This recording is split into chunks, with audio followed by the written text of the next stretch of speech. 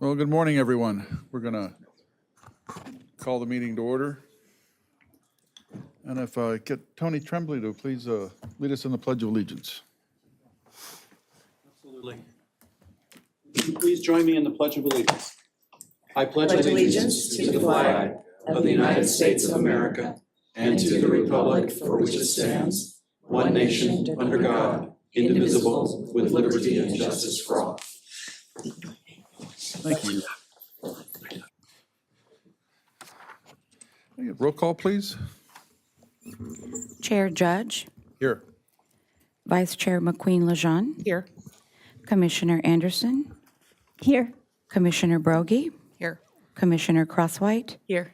Commissioner Enegren, Here. Commissioner Engler, Here. Commissioner Halter, Here. Commissioner Lang, Here. Commissioner Levere, Here. Commissioner Long, Commissioner Lopez, Commissioner MacArthur, Here. Commissioner Parvin, Here. Commissioner Tremblay, Commissioner Regisford. Here. Thank you. Thank you. All right, we'll move on to public comments. I have one public speaker card for Victor Kamai.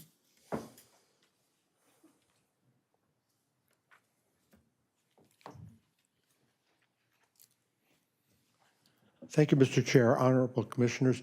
I first wanted to thank you for posting all the commission meetings on YouTube. It's interesting to go back and sort of try and recapture what some of the people said, particularly if I don't catch it.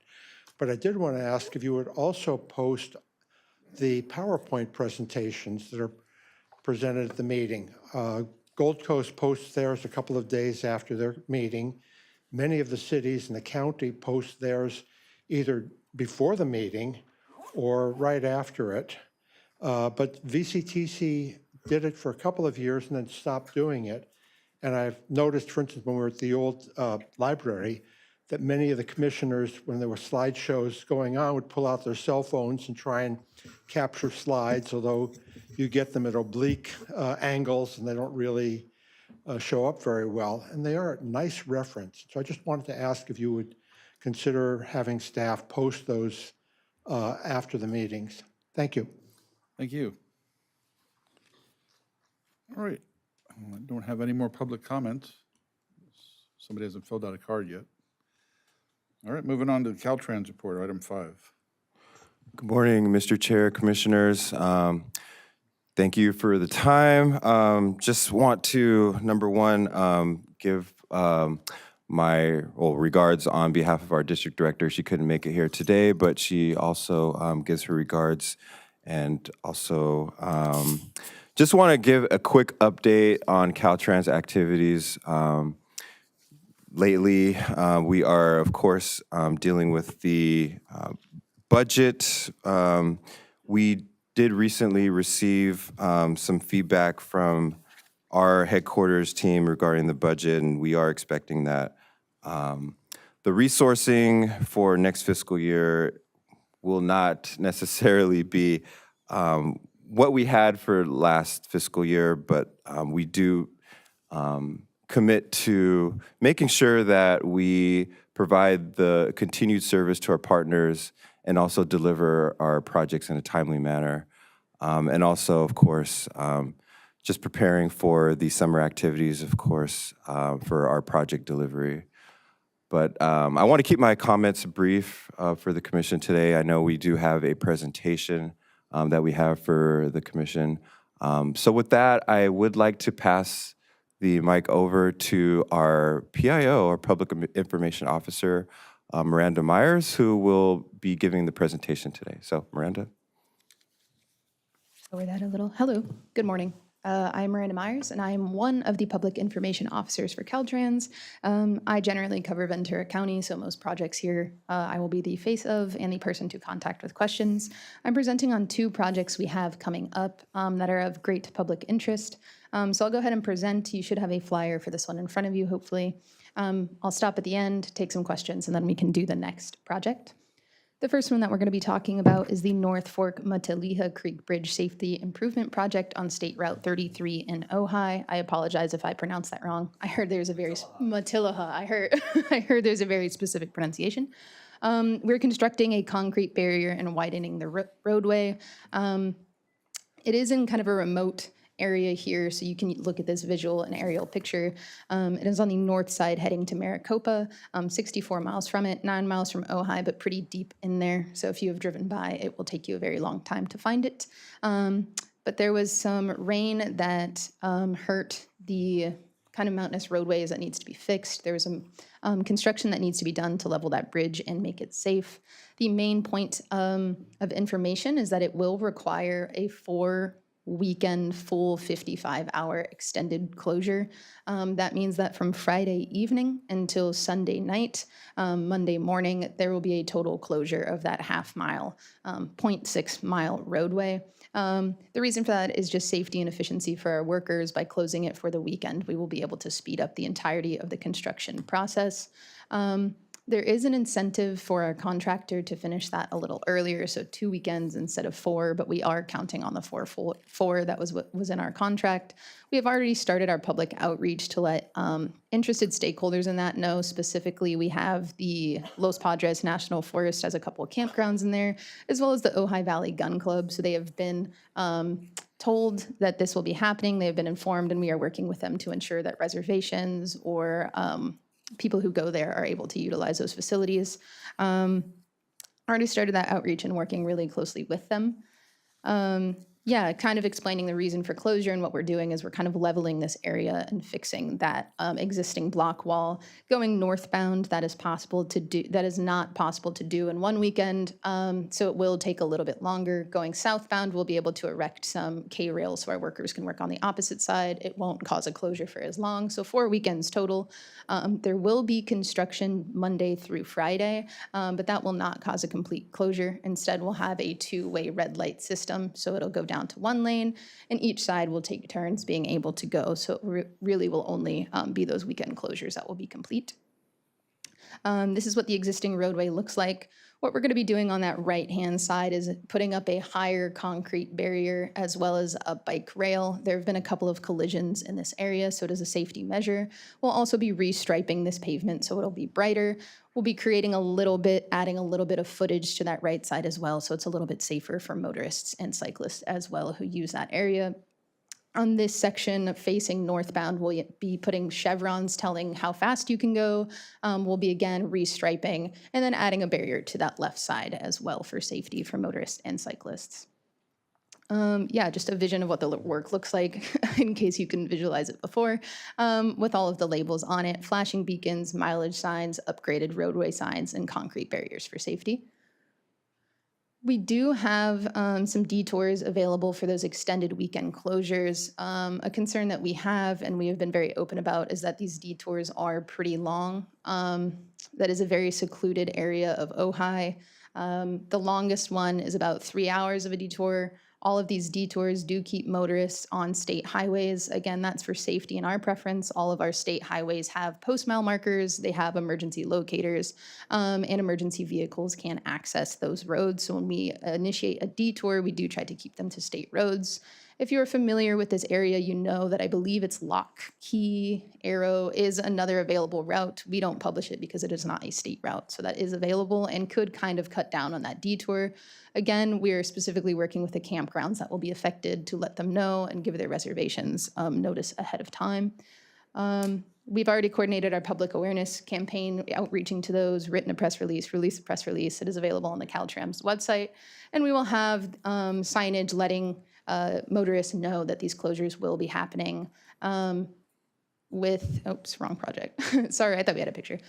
We will have those signs out letting people know when it is upcoming, how long, where they can find information on detours, and where they can detour out of the area. Again, it is just 4 weekends, probably the end of this year, though not confirmed yet. Probably in the fall we will have those, so we've already started the outreach to let people know about it. A question I get frequently is that emergency services will be able to access these roads during this time. The contractor must provide metal plates to cover the construction happening, so they will be allowed entry and exit should that be necessary through this road. It is everybody else that will not be allowed to.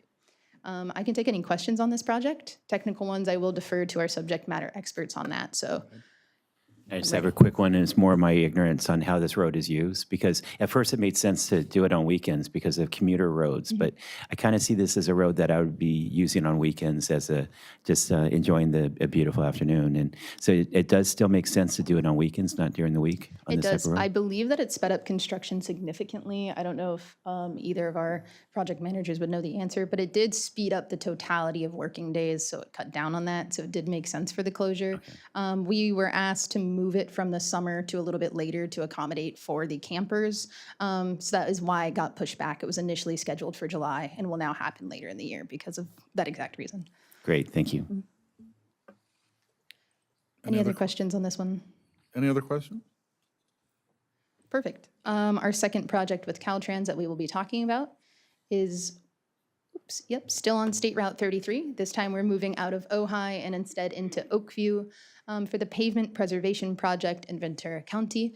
These pictures up here are demonstration lanes, so they already exist. But the function of what we are trying to do is create pavement preservation, but included in that is multimodal studies and the ability for cyclists and motorists to safely operate in the same area.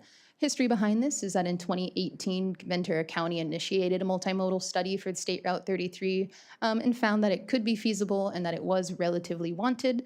And so we began the project, a preservation project, and conceptualizing it and creating it out in Oakview. Back earlier this week on June 2nd, we did have a draft environmental document public hearing. So we are within the process of getting public comment and input on the project itself, which will take place over a 0.6 mile distance out in Oakview. Currently, we're in the circulating our draft environmental document phase.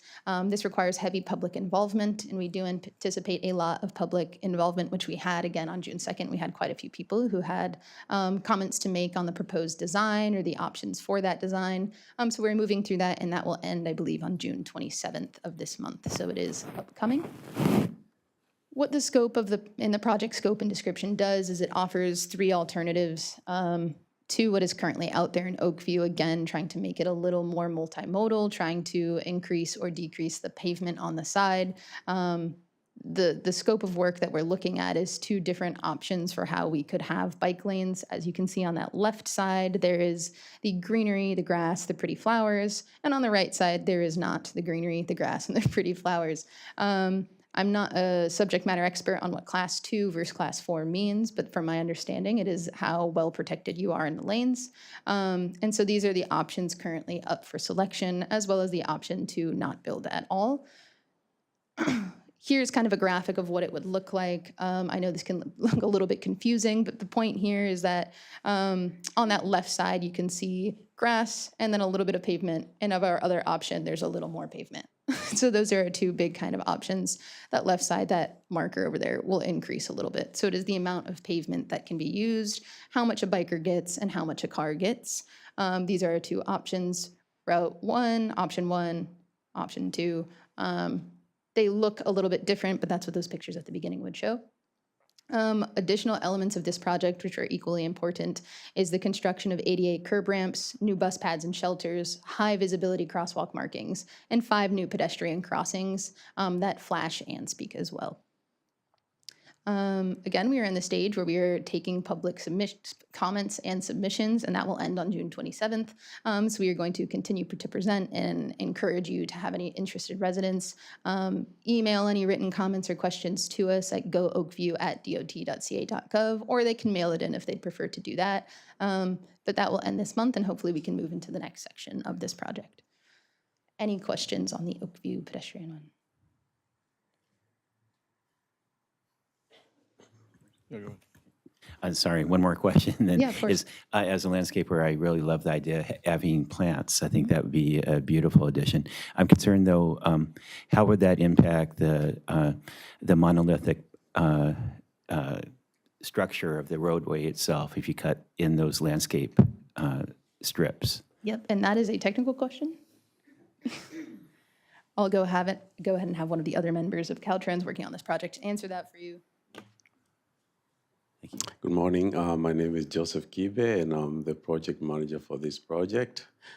So as I understand, the question is the landscaping, that's your concern. And whether or not cutting in that strip of landscaping impacts the maintenance or the structural integrity of the rest of the roadway. So as you're aware, we are reducing the lane. So part of the landscaping is going to be on the existing lane, Correct. as well as on some of the existing landscaping. Right now, there is not any sidewalks or any walking pathways in there, so there is going to be some impact on there. As far as maintenance goes, Cartons does not do a lot of landscaping maintenance, so we are hoping that we can negotiate that with the county at some point to agree, or to at least to have some form of agreement on the maintenance of this section. Does that answer your question? I think so. I guess right now it's currently all pavement, if I remember right. And Yes. you have to be cutting in that strip of landscaping. And I just know when you start cutting into streets, every cut can change the strength or the integrity of that roadway. And it doesn't seem like that's an issue with you. No, I don't think that's an issue, because it's going to be, the roadway is going to be tore up and redone. Okay. So we'll take care of that. Okay. I love the concept. Thank you. Go ahead. Thank you, Chair. And thanks for your presentation at the community meeting last week, Joseph. I know it was very well received. So we have 3 options on the table, and I know you're taking public feedback until the end of this month. Do you know when Caltrans will make a final determination on which of those 3 options it's going to pursue? So we are looking sometimes in mid-August to have a final decision on which alternative we're going to go with. Okay, thank you. Having just driven that road a couple of weeks ago, I don't remember exactly, though. There's some businesses and some residential along that area, if I remember right. How's the outreach been to the businesses as far as reducing any parking opportunities and that sort of thing? Has you gotten much feedback from them on it? So currently there is no parking within the section that we are proposing, the bike lane. So that's not a huge impact. And this public hearing we had on June the 2nd is the second hearing. We previously had a scoping meeting as far back, I think a year ago, in March 2023, and we received all those comments. And also we are also receiving some comments from the residents and the businesses, and we will address that as part of the environmental document. Well, thank you very much for the presentation. Thank you. And that is it for our presentations. My information I am happy to share. It is also available online for any questions regarding these projects, and most of them happening in Ventura County as well. So thank you. And that concludes our Caltrans report, Mr. Chair. Thank you. Thank you very much for that report. It was very enlightening. Next, we're going to move on to commissioner reports. Number 6, anybody have a report? Mr. Chair? Yes. Thank you very much. And I apologize because I'm going to be leaving early this morning. I'm hoping that the commission can adjourn today in the memory of Bill Little. Bill was our city manager for 12 years and a city council member for 4 years. But more relevant for these purposes, he was a commissioner on VCTC in 2015 and 2016. And if I can take just 30 seconds of context, back almost 40 years ago, the city of Camarillo went through a financial, some people called it catastrophe. The investment officer city investment officer acting in violation of city investment policy executed almost $1.6 billion with a B in trades over the course of 8 months. The city lost millions of dollars. The city's checks were bouncing. Bill Little came in as city manager in 1988, restored fiscal discipline, and was a very active community member throughout his life. So we really owe him a great debt of gratitude in Camarillo. So I'm hoping that we can adjourn in his memory, and I appreciate your consideration in that regard. Thank you. No problem. I think that won't be a problem at all. Any other commissioner reports? Just a quick follow-up from Metrolink. The Metrolink is still preparing for the Olympics. We have a lot of work to do in that respect. There's been some pull back from a 100% car-free Olympics to a more realistic approach. But there's still a lot of work to be done as far as getting enough train sets to be able to even handle what we expect the load to be. And secondly, Metrolink has had an increase in delays due to person strikes on the rail. I would urge everybody to not trespass onto the rail right-of-way because the consequences are dire for people who are in that area. And we're doing everything we can to increase patrols, increase observations of the area, but still people are trespassing onto the right-of-way, and the result has not been good. That's always good advice. Executive Director Report. Moving on to item number 7. Thank you, Chair, Judge, Commissioners. Good morning. Wonderful to see so many of you here on this somewhat overcast but wonderful June Friday. Thank you again for coming early and getting a chance to see some of our newest transit vehicles. The two large buses, the one battery electric and the one clean diesel new MCI bus, as well as the new van for the Valley Express. I just want to, as you know, our theme this year is partnerships, and I want to recognize our transit partners, RATP Dev, Gloria Housley and her team that were here, and MV Transit, Lorena, Tom, and Veronica, and the team that are here too. MV Transit provides a service in the Valley Express area, Fillmore, Santa Paula, and Piru, and the VCTC Intercity. RATP Dev is, of course, the big blue buses. But that was a wonderful chance to see, kind of get the new, I call it the new bus smell, and really nice vehicles out there. And especially exciting for me is, and I know for Commissioner Anderson, is the low floor vestibule function of the new MCI bus. So I just wanted to recognize and thank her. Before she was a commissioner, she was helping advise us on our procurements and purchases. So it's wonderful to see that playing out. You have a executive director's report in front of you, but I want to really devote my time to recognize Peter DeHaan, who retired officially from VCTC last Friday after 27 years. Peter.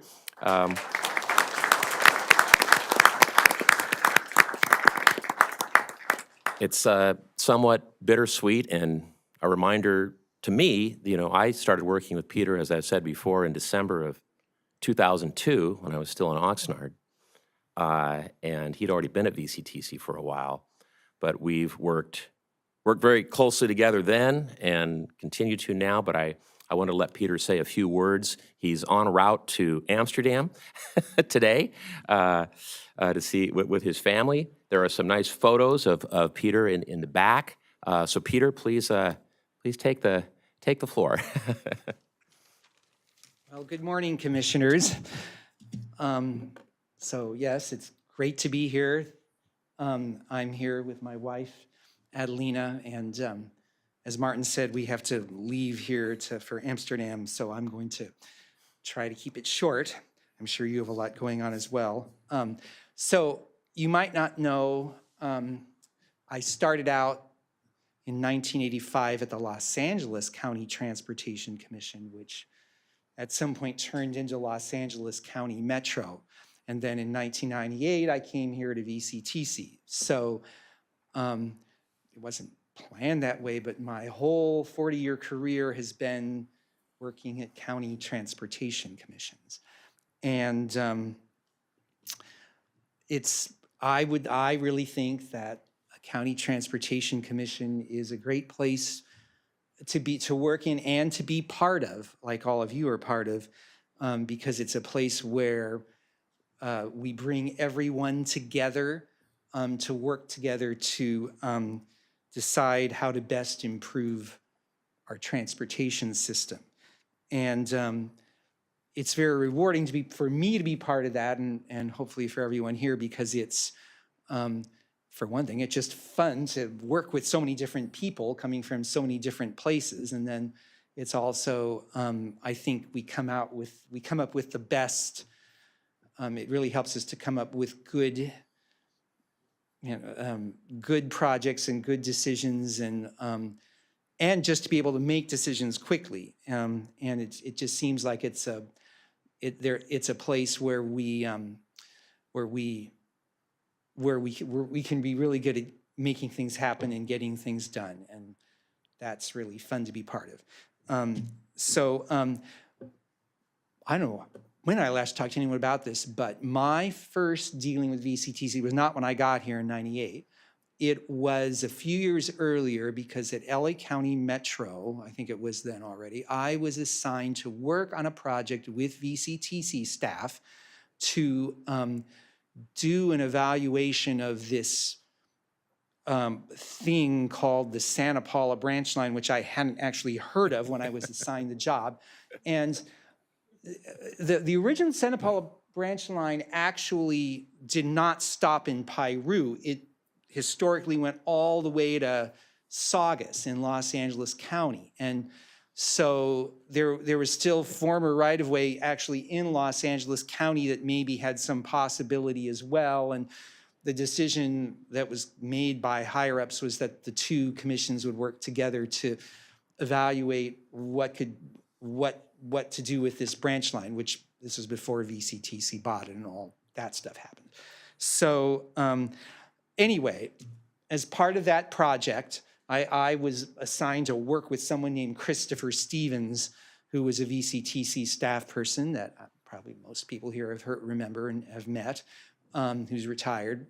Anyway, I never met Chris, but I worked with Chris and Ginger, and I was asked, I think twice, to come here to this room to a commission meeting. And I was really impressed back then with the commissioners, and just how they tried so hard to, I guess I'd just say, be respectful to each other and to staff, and just to maintain good relationships with each other. I kind of picked up that VCTC really had a reputation for just being a good place to work and a place to get things done. And so when a position opened up, I applied for it, and it was offered to me, and I took it. And it really has been what I thought it would be. It seems like the tradition of how the commission functions and is so collegial, I think that's continued all this 27 years, and just the good staff that we have. It's just such a good group to work with. So anyway, and it's great now, and I'm really happy the way Martin has done so much to sort of make a lot of these expectations like explicit, like put in writing, and even to have the strategic plan, and to for the way the commission has come together to say what some of the priorities are going forward, like moving forward on doing what we were planning to do with the Santa Paula branch line. So, and I guess maybe it came full circle in that sense. So anyway, I guess that's enough. It's just amazing to look back over 27 years and about how much we've got done. And it's been great working with all of you and the staff. And it's just been a great thing to be part of. So my wife and I we have to go. We're going to grab some cupcakes and go. So goodbye, everyone. Thank you, Peter.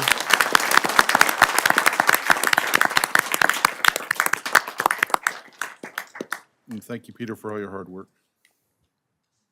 Thank you, Chair. That concludes my Executive Director's report.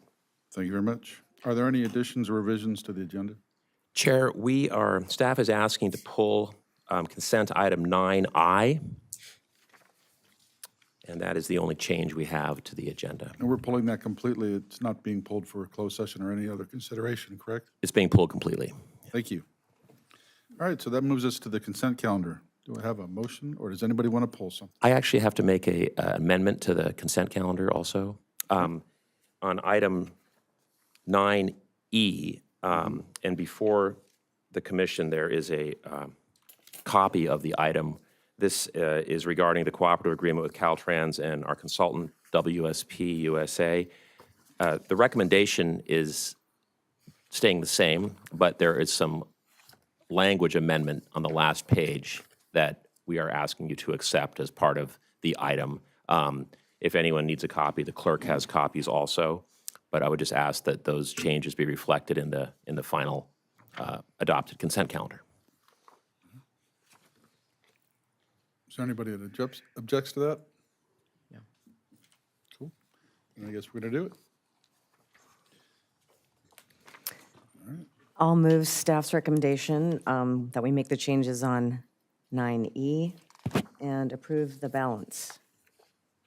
Second? All right, we have a motion and a second to move the consent calendar with the additions of the corrections on 9E. Madam Clerk, please call a roll call vote. Commissioner Anderson? Yes. Commissioner Broggie? Yes. Commissioner Crosswhite? Yes. Commissioner Enegren? Yes. Commissioner Engler? Yes. Commissioner Halter? Yes. Commissioner Lavier? Yes. Commissioner Lopez? Yes. Commissioner MacArthur? Yes. Commissioner Lang? Yes. Commissioner Parvin? Yes. Commissioner Tremblay? Yes. Vice Chair McQueen-Lejeune? Yes. Chair Judge? Yes, Thank you. thank you. All right, so we're moving right along to our discussion calendar. Item number 10, fiscal year 2025-2026 budget. Oh, fun. And this will be presented by Lupe Acero. Thank you, Chair Judge. Lupe will be presenting the budget. I'll be doing the first two slides, but it's great to be back before you after our April draft budget presentation adoption. I did have one small error to correct with the hopeful adoption of the final budget. On page 78, table 15, the rail program task budget, the total program, there was a formula error. The total program costs are still the same, but two of the numbers in the table need to be corrected. The indirect costs need to be corrected to 244,900, and the project costs to 41,648,958. Again, the totals don't change at all. This was just a programming an error that our very sharp-eyed team found. Unfortunately, too late before the final budget being posted, but I just asked that that be included in the final recommendation of the budget. And with that, again, it's wonderful to be back before you. Since April, there's obviously been some changes in both the state and federal government. Maybe that's a bit of an understatement in the last 2 months. But overall, I'm grateful to be presenting with Lupe a balanced budget, not a roughly balanced budget, but a balanced budget. And I first just want to recognize Lupe and her whole finance team, Tao, Daisy, and Mel, and really my whole staff, all the directors and everyone that has been working very diligently on this process. As you know, with Peter just retiring, Sally DeGeorge retired recently also after 30 years at VCTC, and left us a very good baseline to work from. I don't think anyone could have predicted some of the things we were going to be facing, you know, in terms of budget challenges a year ago or 2 years ago.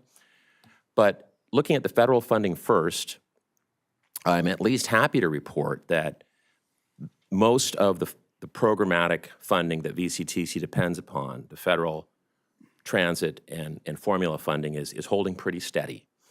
Hopefully that will continue.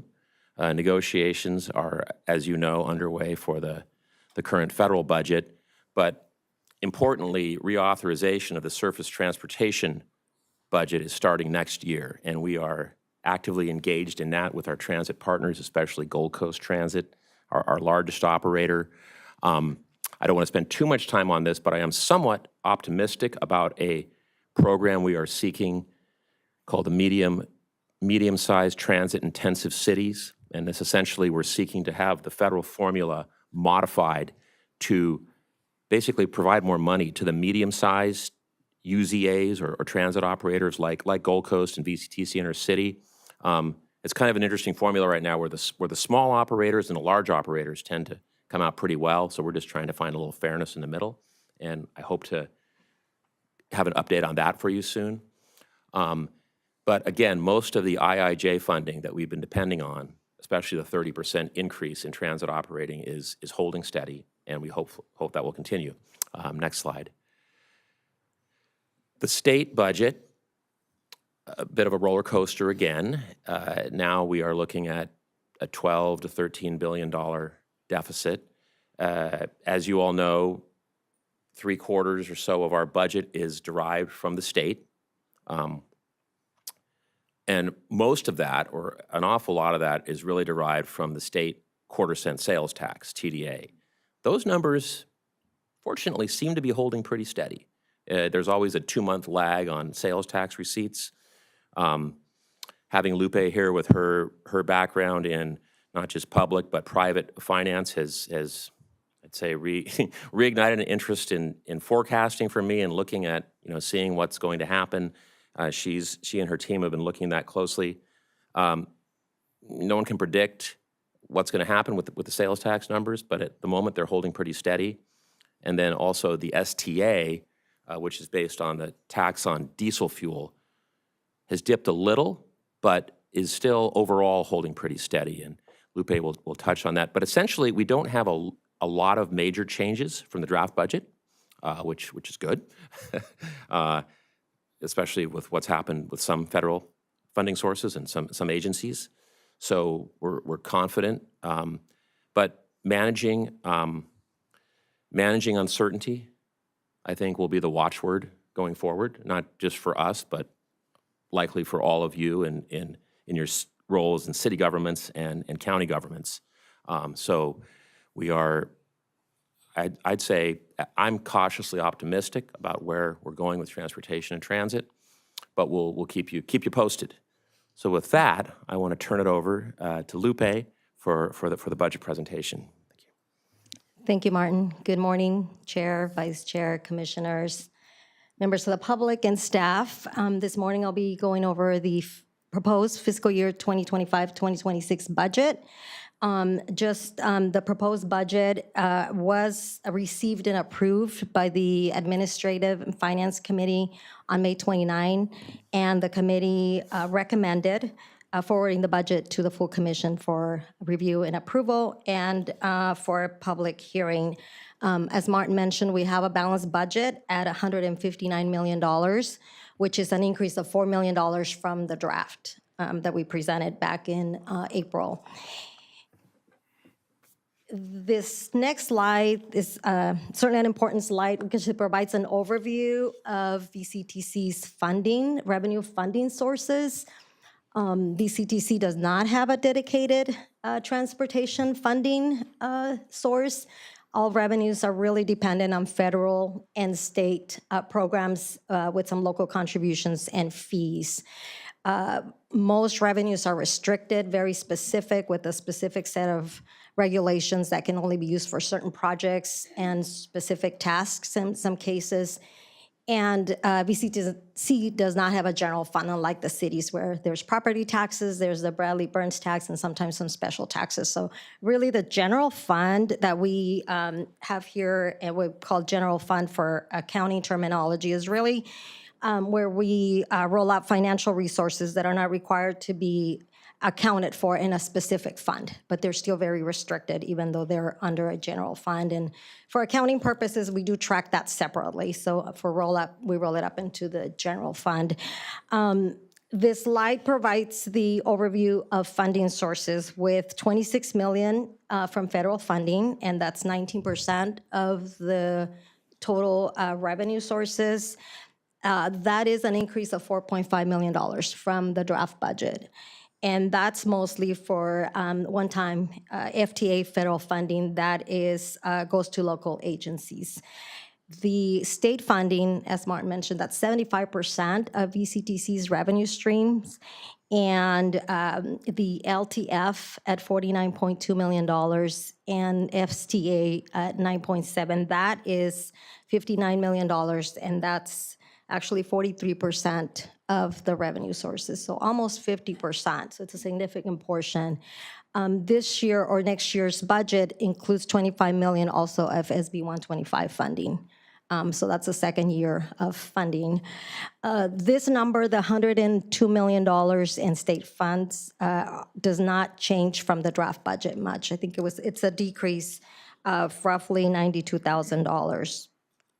And then the local contributions at $7.9 million, that went up 1%, so that's 6% of the budget. It was 5% during, when we presented the draft.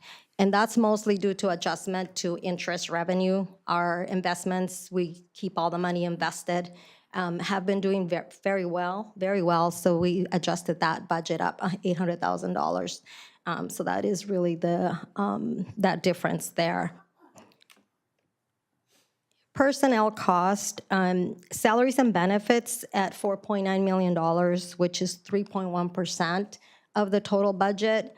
That's a slight decrease of $117,000 from what we presented in April. And that's mostly due to the fact that we had some retirees that we did not have actual salaries for at the time when the draft was presented. And there were some assumptions there. So this is a little bit more solidified with actual salaries included in the proposed budget. Also, the pension and the retiree health benefits were also reduced based on what we know now. And so that's the reason for that decrease of $117,000. We have 24 full-time employees and 2 intern positions, both part-time, so equivalent of 1 FTE. And then the increase from last year is $322,000, 7% higher. And these are the components of that increase.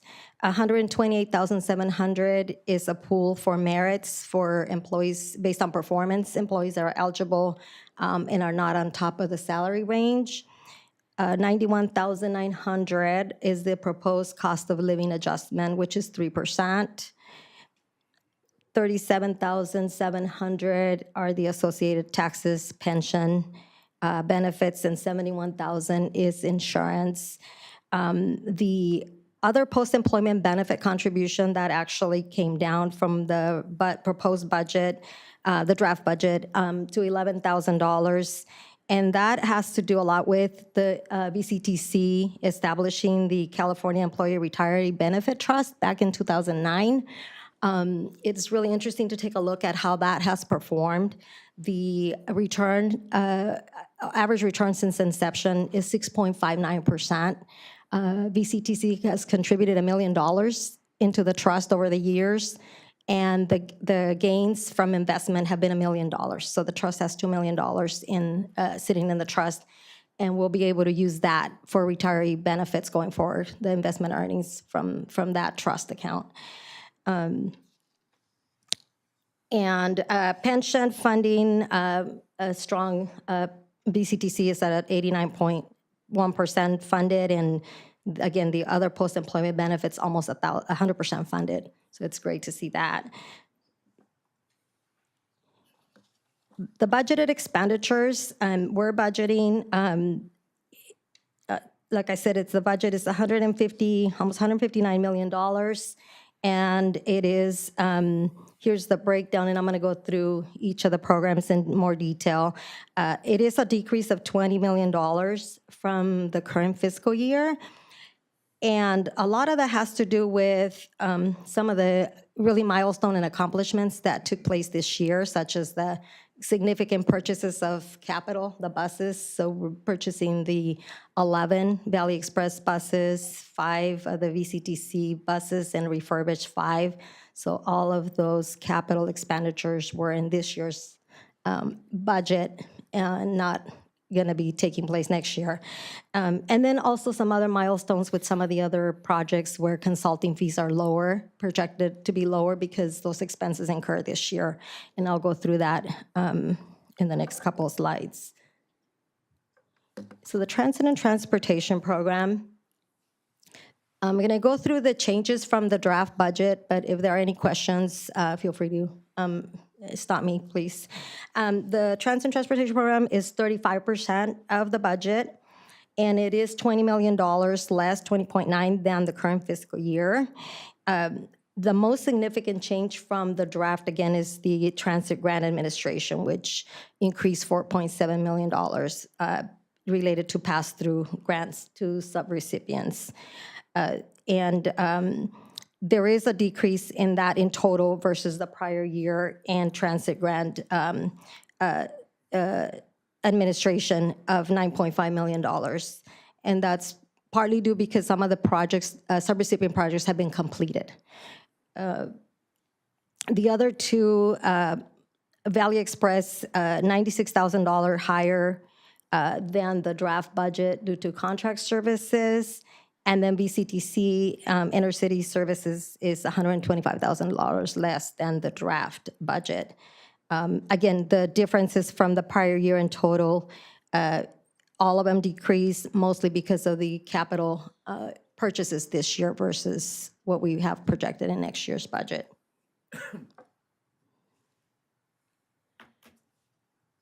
There were no, the highway program budget at $5.9 million. It's a decrease of 9.9 versus the prior year.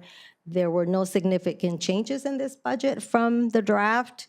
In total, there are some decreases in highway program management and motor aid services, and that's really due to lower consulting costs for some of the conceptual engineering reports for the US 101 project and the deferral of the incident responder grant program to a future fiscal year. The rail program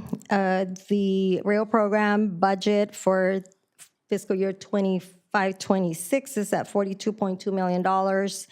And it is an increase from last year of 38.4. And most of the increase is due to the Camarillo Station ADA improvement. And then also we added the Santa Paula Branch Line Trail project. So that is part of that increase. But the change from the draft budget is $259,000. That is in the Metrolink commuter rail program. And that's for, again, for the Camarillo Station rehabilitation project. The next one is our commuter assistance program with a budget just under $919,000, not significantly increasing from this current fiscal year, $42,000 higher. In the budget, there was a reduction in $150,800 in the ride-share program, mostly due to consulting services.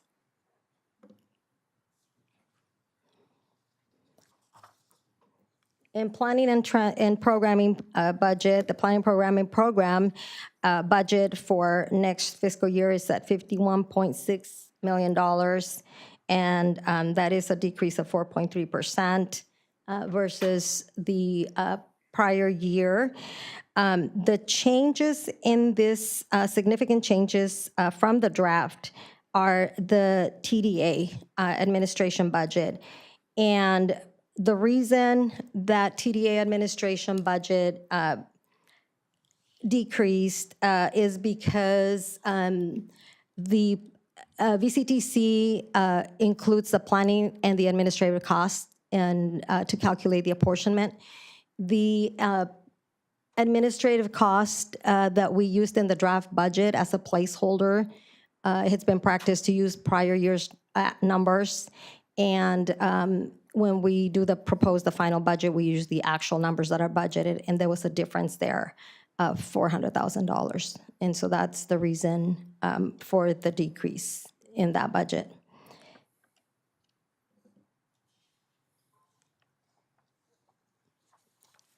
And the next slide and the last one is the general government program. There were no significant changes from the budget. The 25-26 budget is at $1.7 million, so not a whole lot of difference from this current fiscal year. And then this slide really brings it all together where we are going to end up next year, our estimate is at $159 million balanced budget with a fund balance of $17.9 million after reserve adjustments. And again, the general fund reserve is $50,000. The estimated fund balance is $623,171. Restricted funds, LTF, estimated at $375,962 with a reserve of $3.8 million. And that reserve it represents 10% of the funds that are going to be appropriated. So that reserve was established in 2011, something that in the future we might want to take a look at adjusting that percentage. But for now, it's 10%, so it's $3.8 million. STA fund balance is estimated at $11.5 million, and the STA uses for STA are, for cash flow, metro and capital projects, VCTC intercity, bus purchases, and any other recommendations that we have that are transit generated related.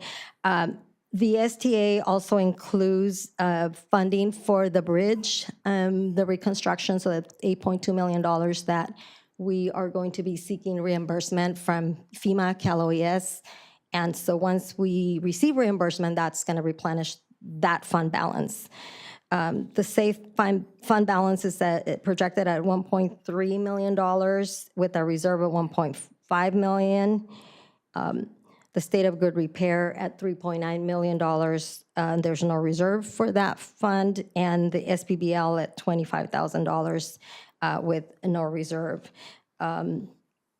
The fund balance that was presented when we did the draft, this fund balance at 17.9 is about $500,000 higher than the draft, and that's mostly due to the investment revenue that we increased from the draft budget to this proposed final budget.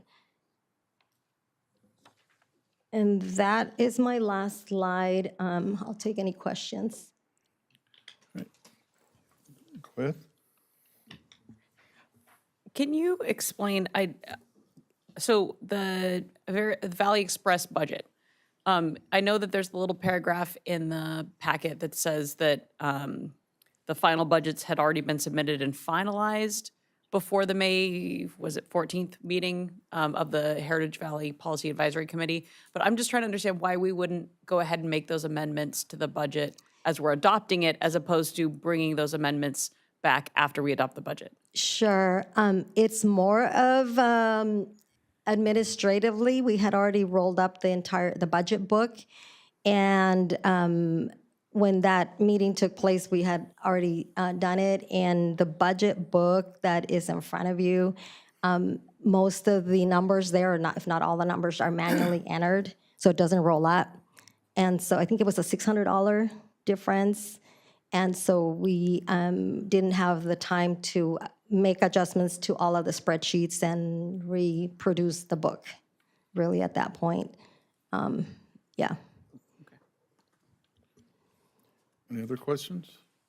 To the chair, I recommend that you open up the public hearing. Okay. All right, so at this time, I'm going to open up the hearing to the public. Any people from the public want to comment on the budget? Do we have any cards? At this time, we do not have any public comment from the public. All right, so I'll proceed to close the public hearing part of the budget meeting. Do we have any questions or comments from the commissioners?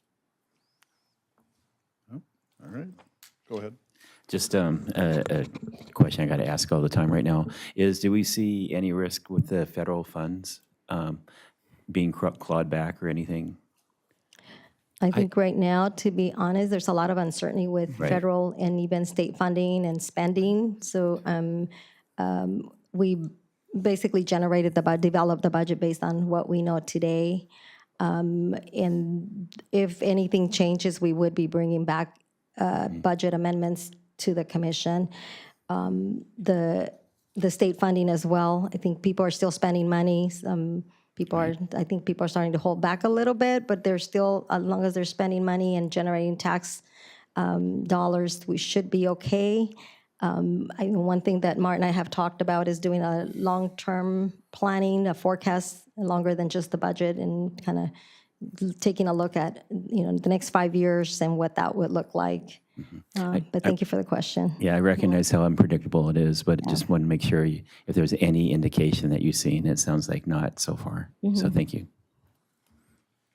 All right. Anyone else? Anybody else like to make a motion?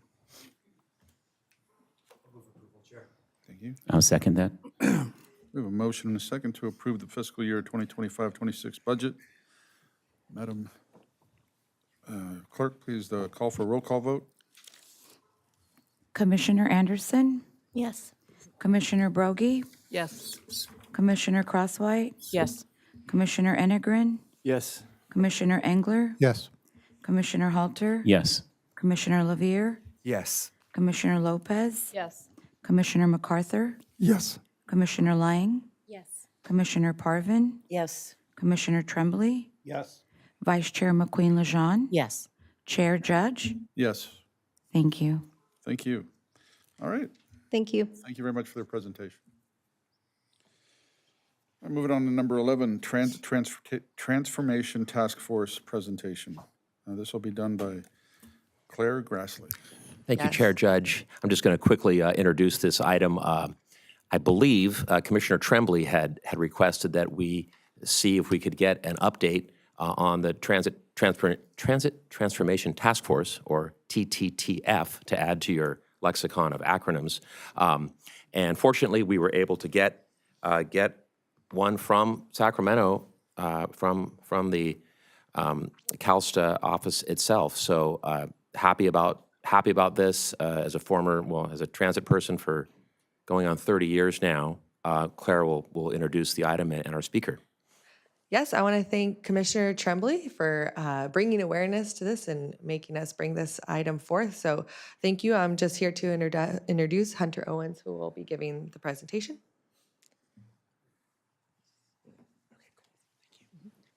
Good morning, Commissioners. My name is Hunter Owens. I'm a Senior Advisor for Transit, Mobility Data, and Performance at the California State Transportation Agency, or CalSTA. As you all just recently heard about, we had SB 125, which was the budget trailer bill of 2023. SB 125 did two things. You saw the budget line item that in your budget, so that established two slightly new programs of funding for transit agencies. Those are the Transit and Intercity Rail Capital Program Formula Edition and the Zero Emission Transit Capital Program, ZETCP. Plenty of acronyms, as Director Erickson stated. It also did another thing, which was to establish the Transit Transformation Task Force. On the right here, you'll see a chart from the UCLA Institute of Transportation Studies. This is actually pre-pandemic, looking at transit ridership in the state of California from the year 2008 to the year 2018. Obviously, this trend statewide has not been better since that time, but we were looking at a longitudinal decline in ridership statewide in the decade of the 2010s, and now I've obviously seen the pandemic-driven decline and now recovery to a baseline that is not in line with our climate and equity goals. As you all know, CARB scoping plan calls for a VMT reduction of 30% by 2045, and there's a big emphasis coming from our legislature on how can we transform transit. Not something we wanted to do with just Sacramento alone. That would end poorly. I think we would know that. So we, working with our partners, were able to convene our task force to deliver a report to the legislature by October of 2025. So we're coming into the finish line on how we are going to be able to grow transit ridership, improve the transit experience, and address our long-term operational needs. So how did we structure this? We have our Transit Transformation Task Force that has 25 members representing the state, regional and local agencies, the state assembly and senate, transit agencies, advocacy groups, union agencies, and academia. So it's quite a diverse group from the region, from this general region. I don't want to opine on whether Ventura County is Central Coast or LA region. So I will. We have Kome Ajise from SCAG. We have representation from Michael Turner at LA Metro. In the Central Coast, we have Carl Sidoric. Up on the other end of the Central Coast is the CEO of Monterey Salinas Transit, but we do have representation from small agencies, mid-sized agencies, and large agencies as well. Aside from that, obviously, we love all of our TTTF members. We also have a technical working group that's been comprised of more in-the-depth staff level folks to help us sort of vet proposals. As you all know, Caltrans and CalSTA do not operate transit, so it's really helpful to get that on-the-ground perspective from the staff who are out there delivering services every day.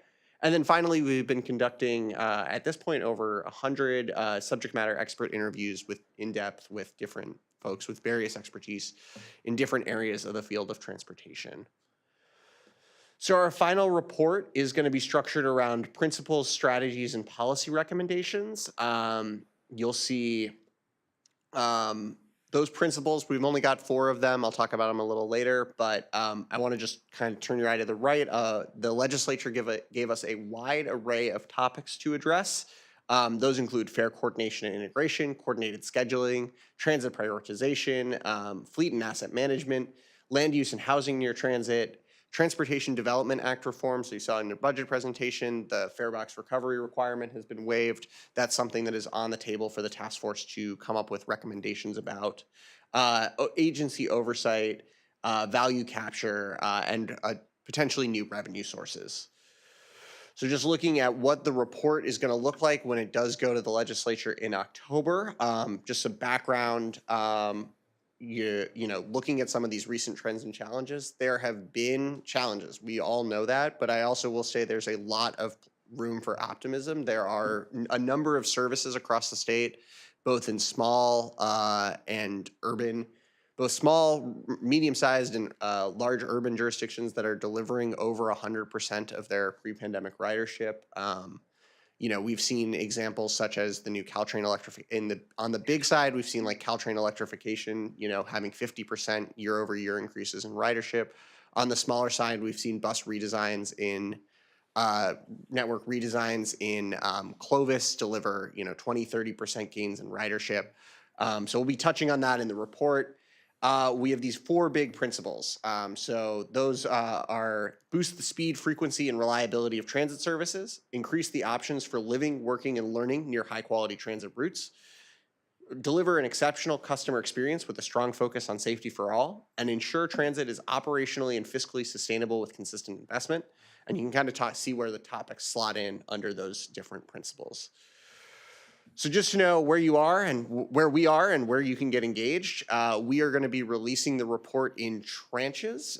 So the first tranche came out this week or last week. That's the first third or so of the report, and it will be discussed at our upcoming meeting in June. So that's going to be on Tuesday, June 10th at the LA Metro boardroom. I'll have the details on a later slide.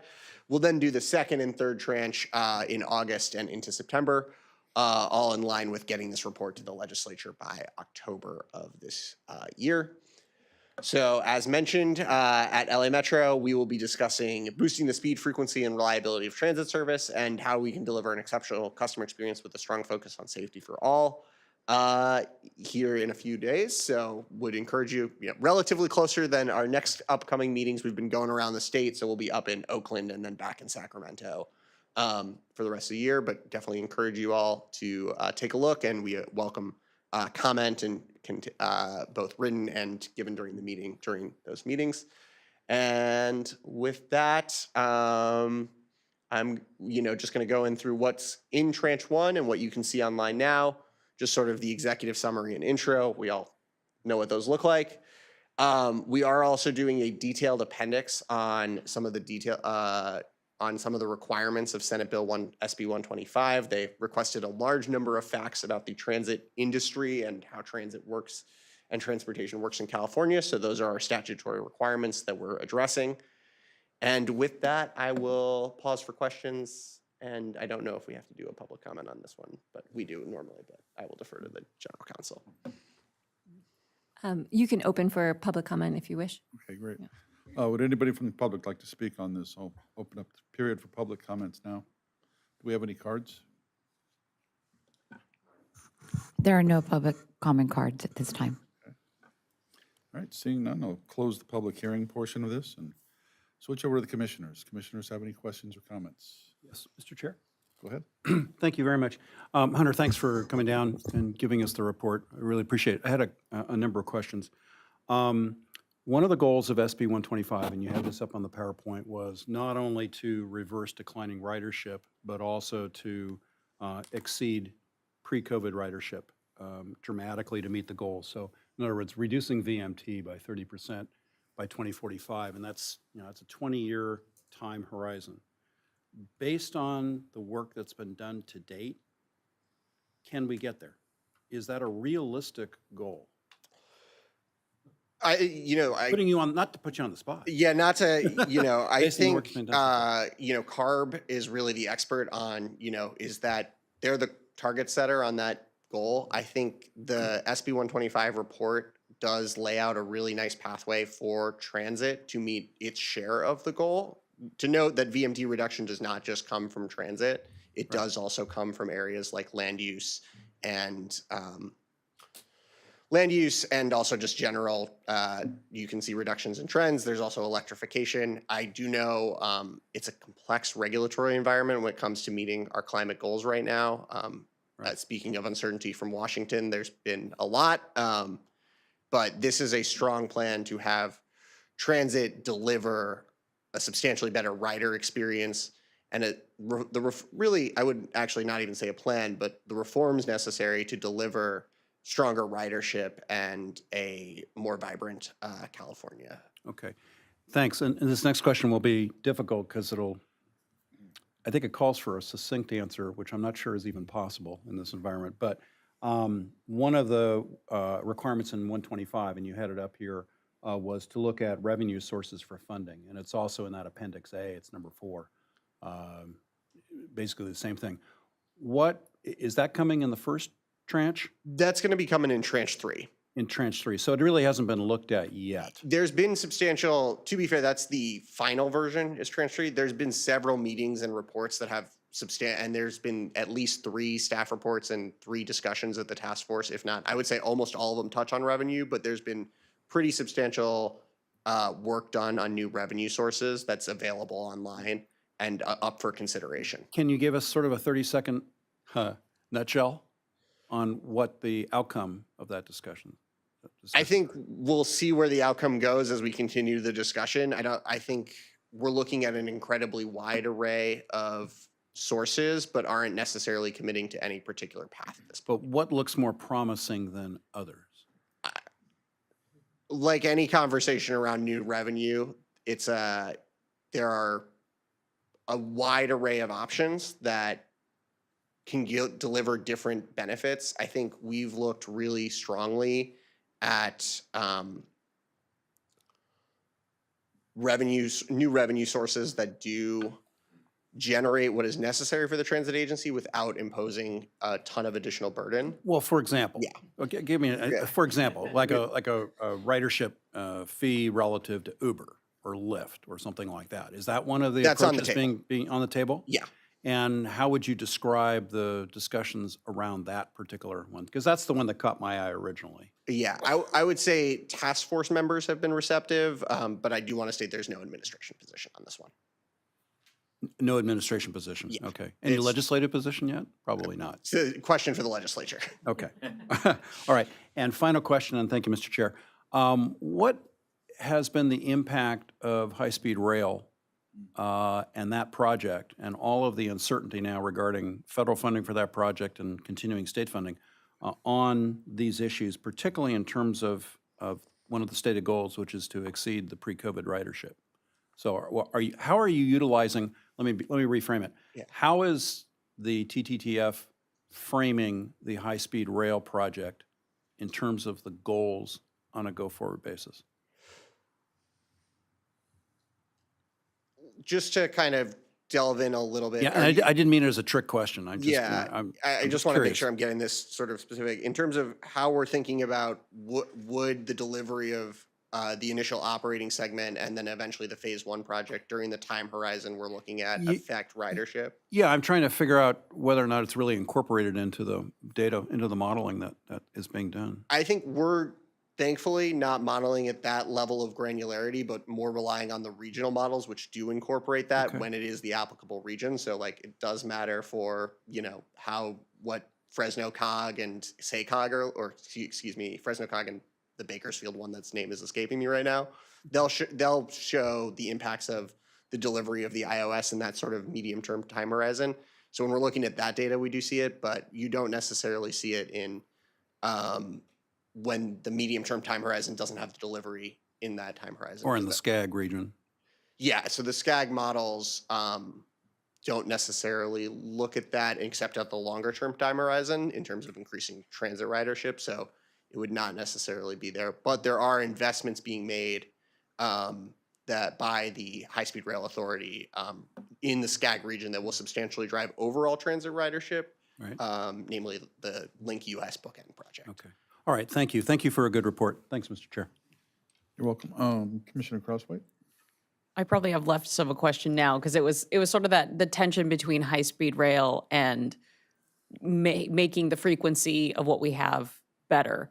And I know that as they're talking about the cap and trade reauthorization, I know that that's one of the tension points between different parts of the state is, do you invest more in making what we have more efficient and easier to use and more appealing, or do you invest more just into the high-speed rail? And so I don't know if you guys have talked about that at all, or it's not a subject that's really come up and at the task force is the cap and invest plan. So that's something that I would expect to come up more as we discuss towards tranche 3 and where we're going on that recommendation. All right, thanks.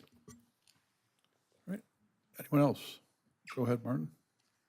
If commissioner comments are done, I just wanted to make one comment, kind of following up on Commissioner Tremblay and Commissioner Crosswhite's question. Thank you again, Hunter, for being here. I know the task force, I know many of the members, you're delving into some challenging some challenging points. Just for the record, and this reflects letters we sent as well as Gold Coast Transit, I just want to say Ventura County has been utilizing the cap and trade funding, I think, in a phenomenal way. And not just saying that because I'm the executive director of VCTC, but our college ride program, our youth ride free program have been funded by that. And I know there are discussions right now. I would just make the point that if you want an example of how to get maximal, transit benefit for congestion and air quality, we are happy to share our experience to the extent it's appropriate or helpful. Yeah, always appreciate that, and certainly something we are aware of and have been tracking closely. And I know that program has come up as some of the leverages of LC Top funds in the past. So always appreciate it. Thank you. All right. Any other comments or questions from the commissioners? Well, thank you very much for your presentation. All right, we're going to move on to number 12, Ventura Countywide Short-Range Transit Plan, 2025 or 2034. This is going to be presented by Aubrey Smith. Hi. Good morning. Oh, sorry. Good morning, Chair, Judge, and Commissioners. I'm Aubrey Smith, the Program Manager of Regional Transit Planning, and today's item will be an update on the 2025 to 2034 Short-Range Transit Plan. And today we have our consultant, Jeremiah LaRose from Fair and Pierce, who will be providing this update, and I'll hand it off to him. Thanks, Aubrey. Good morning, Commissioners. Thanks for having me again. I'll be brief. It was a great setup for this discussion today based on the earlier agenda, so happy to have that alignment. As you may recall, we've been working on this for a little bit over a year and a half at this point, and we're approaching the finish line in terms of the final recommendations for the short-range transit plan. There's another component of this, the county-wide paratransit or demand response integration plan that we'll be presenting on at a future commission meeting. But today we're really going to focus primarily on what our recommendations are at a high level for the fixed route system. And as I said, a really good dovetail into some of the things that we were just talking about. So as you know, our process involved gathering input amongst all of the data analysis that we did for all the different transit operators in Ventura County, input from staff, community organization, hundreds of riders and non-riders from every community across the county. And a couple of really key points that I want to highlight, as was just mentioned, the youth and college ride-free programs are a great success, something to be very proud of and to continue to invest in. What's really important here is that our current transit riders are already riding a lot. So getting more out of them is going to be difficult. But there are a lot more people in Ventura County who are interested to use transit. The network and the services that we have today aren't there at a level that they can ride more often. So the greatest opportunity to increase ridership is from people who are not seniors, people who are not students, and people who aren't already depending on the system for their most of their travel. The system works for the people who are using it, but it can certainly be better, and we want to find ways to improve it for them and ways to improve it to attract more of the general public who are not riding today. What I cannot undersell here is that fixed route service, through no fault of anybody individually, but is getting chipped away over time in response to fiscal concerns, of which you heard already this morning, and that's not a new discussion. It's been happening my entire career in transit, and I'm sure many of you who have been at this longer than I have. So as the fixed route service gets chipped away in small pieces at individual communities or at the system level, or for example, among VCTC, which is really the intercity service that is the fabric that connects all of the local communities, it becomes increasingly difficult for people to use and to connect between communities. So there's local circulation opportunities. People are able to get around their own community, but the system isn't really a system anymore. And that's one of the things we really want to address here with this plan, is to reinvest and restore fixed route service to a level at which people can use it both in their local community and depend on it, and that it's something regular and easily understood, and that they can connect to neighboring communities. And most importantly, there are, as I mentioned, opportunities to circulate locally. Dial-a-ride is a very prevalent type of service in Ventura County and a fine one to offer, but it doesn't provide comparable service to having a good network of fixed route scheduled buses. You can't have a dial-a-ride program that works for everybody all the time and save money. It doesn't work. We have to invest in fixed route service. It is the more cost-efficient method, and that's not to say that we take away from the dial-a-ride or the microtransit programs, but that we need to allocate the resources accordingly so most people are able to use the fixed route service most of the time. The dial-a-ride is available for people who need it when they need it. I'm going to go very briefly over what the high-level plan is and happy to answer any questions. There's a lot of nuance and detail here that we're not going to get into today, but just to underscore my point here, there are essentially 3 communities in the county that we've been working very closely with: Camarillo, Moore Park, and the Valley Express, and in particular on this slide is highlighting Santa Paula, where we want to shift resources back towards fixed route transit that have been shifted away towards dial-a-ride over the years. Those shifts, again, are supporting people's individual mobility, but they are resulting in increasing cost inefficiency and not carrying more riders. We're carrying fewer riders. So if we want to restore ridership, we want to outpace what we were doing pre-pandemic, and I think we can. These communities have the kind of built environment and the travel demand that would support that type of reinvestment. Just a very brief overview of what that means here. The individual route changes we're still finalizing with each of these communities. Some of the staff we've been working very closely with are here in the room today. But the near-term plan is to develop and realign new routes in Camarillo, in Santa Paula, some adjustments to the services in Fillmore and Piru, as well as Moore Park, and those route adjustments get them to a more regular schedule that operates throughout the day and works for people to be able to take trips and gives them the freedom to get around and the dependability that you would want from a fixed route service. Also, there's some complexity on the East County in terms of how we connect the communities to each other. Right now, VCTC is essentially the connector between each of those communities and will remain so, but there's some adjustments to VCTC's service that are really necessary between Simi Valley, Moore Park, and Thousand Oaks, and how each of those communities connect, where services that are running today are really not designed in a way that are useful for anybody because They don't connect directly to enough destinations in those communities. They really require you to either get all the way to that route and then get a long way to your destination, or they depend on connections to local bus routes that simply don't run often enough, and the VCTC service isn't really designed to connect to them on the same schedule, right? So there's local services that run every hour, but the VCTC services through these communities do not. And so your opportunity to connect to something once you get to the community you're going to, connect to a bus that would get you to your final destination is not there today. So there's some reinvestment and realignment in those routes. And again, I'm gonna go over this very quickly. But the broad brushstrokes are streamlining service between providers. So in Simi Valley, they have a network of services that run at least hourly, some more frequent than that, and they work well, and Simi Valley wanted to see those routes continue to get themselves established. So we took that feedback and worked with VCTC to streamline the services that VCTC operates in Simi Valley to add coverage in areas that Simi Valley Transit is not doing, and connect gaps between Simi Valley and Thousand Oaks that were identified as a need by both of those communities and by the riders. So by realigning the VCTC routes, we free up some resources to cover areas that should work for fixed route transit and are not currently served and have not been for a number of years, if ever. And likewise, we'll continue to maintain connections, right? So there is still connecting service between Simi Valley and Thousand Oaks, Simi Valley and Moore Park College that Simi Valley Transit runs. We don't also need 2 VCTC bus routes making that same connection. So by pulling those back, we can reinvest that into other VCTC services and get them to run more frequently. By doing that, then you can make more dependable connections at the local level when you get there. Likewise, in Thousand Oaks has a very extensive transit system with many routes. They're always thinking about how they want to continue to improve those routes.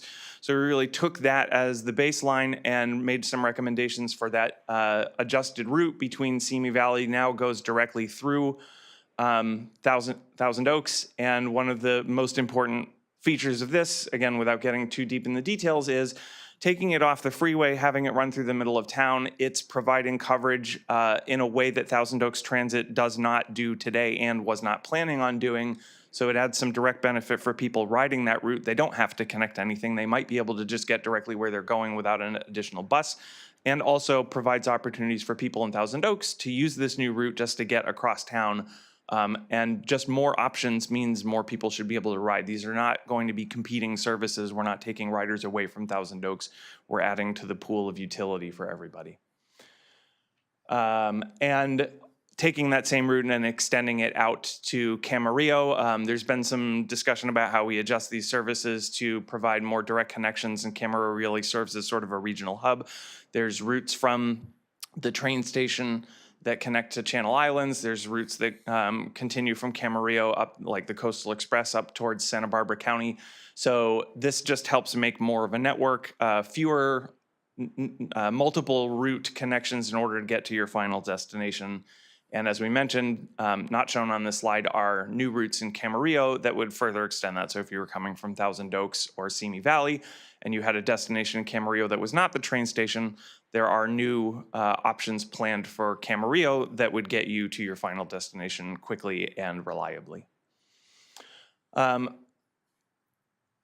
VCTC staff have been working for quite some time on a plan to redesign the Coastal Express service, which historically was one of the most important intercity services that VCTC operated. Obviously, the pandemic and hybrid and remote work schedules have changed that dynamic quite a bit. Most transit agencies around the country have found a lot of success in doing what VCTC has been proposing and we are incorporating into the plan, which is to take commuter services and make them run more regularly and in both directions throughout the day. There are always going to be some trips that are maybe just don't capture a lot of ridership, but providing more regular opportunities throughout the day to travel between Goleta, Santa Barbara, and Ventura and Camarillo. That more regular service throughout the day should attract higher ridership than what we were carrying potentially even in 2019. And it's a more cost-efficient way to operate that service. In the long term, and this is where we sort of zoom out to the whole county, obviously there were some communities that are really planned for a significant amount of shifts, changes in service, reinvestment in fixed route. But that's all we're trying to do that sort of within the constraints of the existing funding and revenue hours that are budgeted for. There's likely to be a near-term need for some additional investment, and I know that's a tall ask given what was talked about earlier today, but there is that sort of minimum level of service that is needed for us to gain more ridership. There's not other strategies that we can do with the service that we have. In the long term, the additional investment really needs to go towards further increasing the regularity and frequency of routes. So for example, Simi Valley routes, if there's some of them that are only running once an hour, the objective for them is to secure funding and resources to be able to run those every half hour or even better. And continuing to have the resources to provide those regular and predictable schedules as we make decisions to chip away service because we have a little bit of a budget shortfall and, well, maybe we can just cut this one trip. Those decisions, when service is only running once an hour, really have an outsized effect on suppressing ridership over time. And I think that's played out as we have looked at the history here. I will probably skip this for the moment, except just to say that I've talked quite a bit about reinvesting in fixed route service and sort of scaling back on dial-a-ride in a way where we don't want to remove or reduce the availability of dial-a-ride. We just want to make sure that it's available for the people who need it the most. And so the big takeaway here is if there's an area that supports walkable, dense communities, that's where we want fixed route service, and we want to find ways to incentivize people to use the fixed route service and reserve the dial-a-ride for the people who need it the most. Lastly, just to ensure successful outcomes, again, it's not just redesigning the service and hoping that people will come and talking about it at public meetings, but there needs to be a continued investment, as VCTC has done a great example of over time, in marketing and refreshing promotions so that people are aware that these service changes and the reinvestment is happening. Developing and expanding partnerships with organizations, employers, and schools to make sure people know that this is out there and find opportunities to do things like bulk pass sales at a discount. Providing better guidance for staff in terms of monitoring the service and understanding how to react appropriately if it's underperforming. And really maintaining this long-term focus on proven service models and strategies. Microtransit is great. It has accomplished a lot of really good things in terms of making dial-a-ride programs more efficient, but there is a limit. There's a mathematical, geometrical limit to how much that can get more efficient, and it becomes more expensive over time at a rate greater than fixed route does. So we really want to maintain that focus on we have to have a good fixed route network as the basis for good transit in Ventura County, and it can succeed. Closing us out, our next steps, we're wrapping up the short range transit plan over the course of the summer. Most of the staff and communities are going to start receiving presentations at local councils in the coming weeks, and the intent is to have the plan complete by fall. Staff already know what is coming and have been talking with their city managers about how to implement that. And as I mentioned, the demand response integration plan, we're continuing to workshop very closely with staff because that's a much more complex conversation to have, and we'll have another update to the commission on that in the fall. Any questions? Anybody have any questions? Go ahead, Bob. Yeah, thank you, Chair. In terms of, I think you've hit the nail on the head. The frequency of service really will help drive ridership. I know currently in our town, we're on about an hour rotation. But to get to a more frequent cycle is pretty difficult to do. It's sort of the chicken and the egg question. If we build it, will they come? How do we go about getting to that half hour, 15-minute cycle that will really encourage ridership? Yeah, it's a great question. In some communities, we're able to get service coverage scaled down to a point and streamlined to a point where it can operate more frequently. And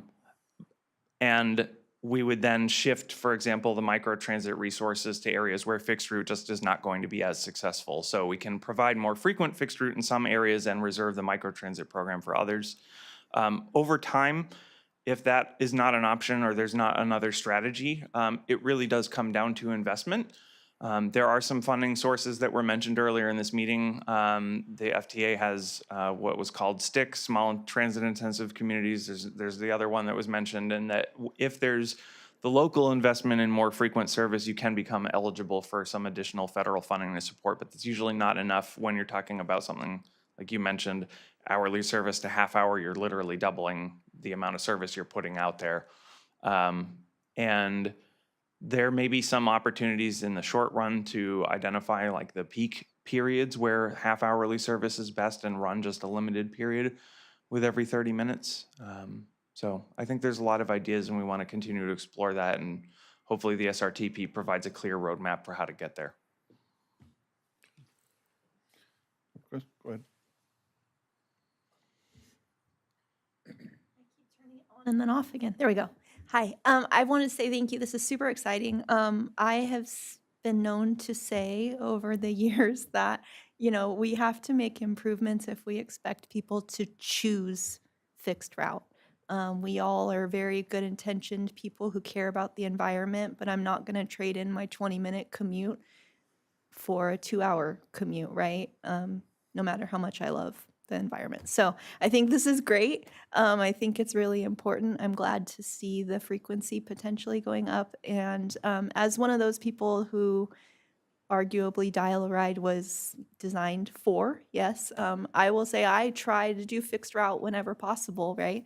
So just making these improvements is just going to make it better and make our community more mobile for all of us. So thank you.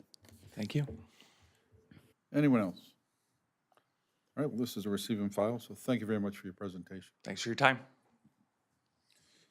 All right, moving on to item 13, the Sespe Creek Overflow Railroad Bridge Permanent Repair Contract Award. Are you going to do this, or should I call the person? Amanda Fagan is going to handle this one. This is our last but not least item. I'm very excited about this item. I know Amanda is. We're making solid progress on the reconstruction of the Sespe Creek Bridge. I just want to acknowledge Amanda again and her team for their diligent work with FEMA throughout this process. FEMA, thankfully, still there. Sorry. Hopefully FEMA will continue to be a functional agency going forward. I think, but our work with both FEMA and Cal OES, their counterpart in California, I really think has been going about as well as it can in these uncertain times. And again, I just want to acknowledge Amanda for her dedication on this. I had worked a FEMA project myself when I was in Oxnard. It was also challenging, but it did eventually work out. So thank you, Amanda. Thank you, Martin, and thank you, Chair Judge, members of the Commission. For the record, my name is Amanda Fagan, and I serve as the Director of Planning and Sustainability here at VCTC. The item before you seeks authorization to award and execute a contract for construction services to repair the Sespe Creek Overflow Railroad Bridge. I probably am going to sound a little bit like a broken record here, but just for the record, I'll do just a really brief overview of this project and then talk a little bit about the invitation for bids and the results. So the Santa Paula branch line is a 32-mile multimodal corridor with 29 miles of serviceable track. The short line railroad connects to the Union Pacific Main Line at East Ventura and Montalvo Metrolink Station in the city of Ventura and continues through the cities of Santa Paula, Fillmore, and Piru. The Santa Paula branch line is an active short line railroad that fosters economic activity through freight and tourist and excursion rail service in the Santa Clara River Valley and preserves the corridor for a future trail and passenger service. One of 37 bridges on the Santa Paula branch line, the Sespe Creek Overflow Railroad Bridge is located just west of Fillmore and adjacent to Old Telegraph Road Bridge. The railroad bridge was constructed in 1969, has a total length of 450 feet with 14 feet of vertical clearance, and consists of 15 spans of 29 feet, 10 inches each. Yep. A series of atmospheric river storms occurred within Ventura County in December of 2022 and January 2023. This period of heavy rain and winds saturated the ground, leading to flooding across the county and necessitated major emergency protective measures, road closures, and evacuation warnings and orders. On the early morning of January 10th, 2023, heavy rain, stream flow, and debris accumulated during a series of storms and washed out 3 spans or approximately 90 feet of the Sespe Creek Overflow Railroad Bridge. The line was taken out of service and the rail and ties were suspended between the abutment and Bent 4. Reconstruction of this impacted bridge section is necessary to resume safe rail operations. Then in February of 2024, the approach to the railroad bridge sustained additional damage during another series of storms, resulting in approximately 50 linear feet by about 30 feet deep of additional lost earth and rock behind the abutment. Old Telegraph Road also sustained substantial damage during the storms.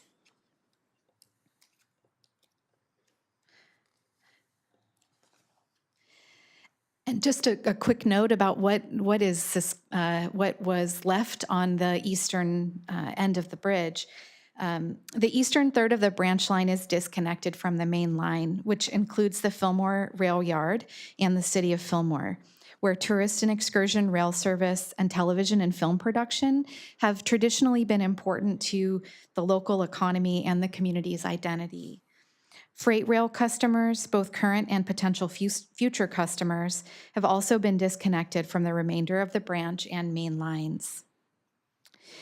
Following that additional damage that was sustained in February of 2024, it was determined that emergency repairs were needed to stabilize the embankment behind the west abutment of the railroad bridge in preparation for the bridge reconstruction and to prevent further loss of property. Under an RG 63 emergency permit from the Corps of Engineers, work to stabilize the embankment to prevent further erosion and loss of railroad right-of-way was completed in October of 2024. The suspended rail and railroad ties were also removed. An H-pile wall was constructed and riprap was placed to stabilize the bank. The photo on the right here on this slide is essentially the current conditions at the site. So I'll now share just a quick overview of the scope of work for the permanent repairs and the design package used for the invitation for bids. The Commission authorized release of the invitation for bids at the April meeting. The invitation for bids contained a scope of work, plans and specifications, and bid requirements. The scope of work for the project includes 2 new bents, 2 new pier caps, 2 new 49-foot spans, a new abutment and wing walls, and erosion protection. The new bents will be parallel to the flow of water, and each bent is comprised of 2 cast-in drilled hole 6-foot diameter piles. The new pier caps, abutment, and wing walls will be matching the existing span lengths, will be cast in place concrete. By lengthening the 2 spans to 49 feet rather than matching the existing span lengths of 30 feet, an intermediate bent or pier is eliminated, resulting in quicker construction and a reduced cost. In accordance with the invitation for bids, the contractor is responsible for meeting all of the best management practices and regulatory requirements contained within the contract documents. The contractor is also responsible for developing and implementing a water diversion plan based on the requirements contained within the best management practices list and the specifications in the contract documents, with support from our environmental and construction management teams.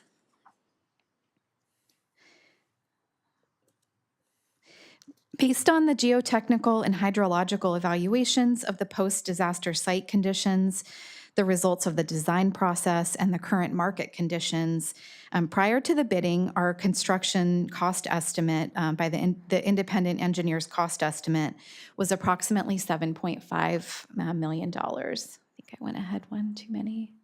Oh, sorry.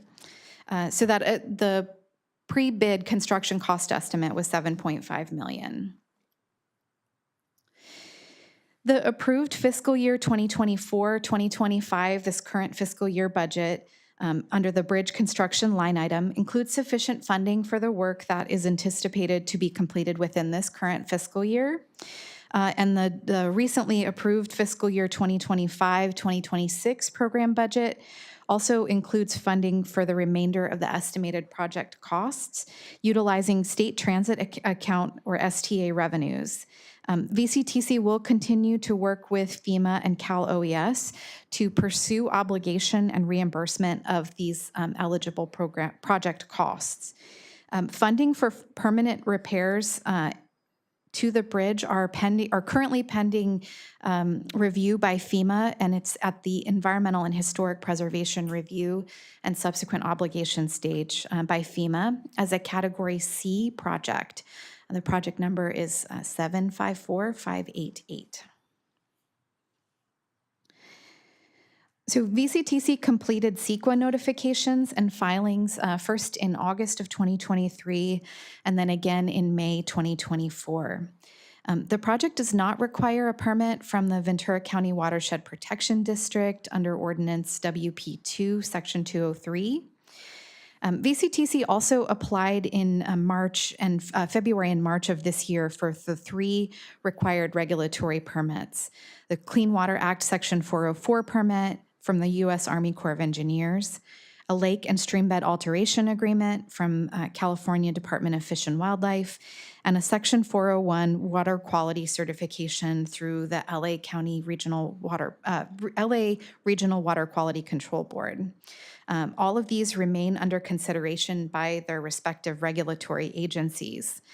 However, considering the current status of the regulatory permit reviews, the timeline of the in-water work windows, which can only occur between May 1st and September 15th, as well as the upcoming FEMA deadline for the subject disaster DR 4769, VCTC has been advised by our environmental team in consultation with regulatory agencies to resubmit our applications as emergency permits to allow the work to proceed while the agency review continues. As such, VCTC will submit information to and/or seek authorization from the following agencies for emergency permits.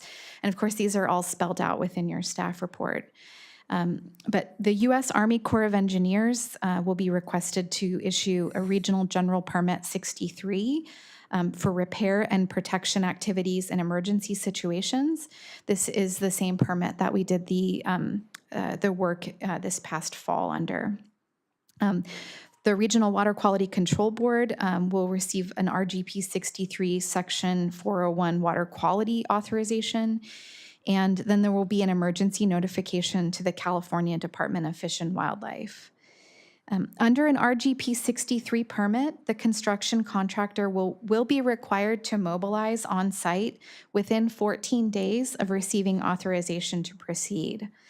The best management practices and anticipated mitigation measures are included in the bid package that was considered by our contractors and is included in the pricing using an allowance approach to contractor mitigation requirements and costs.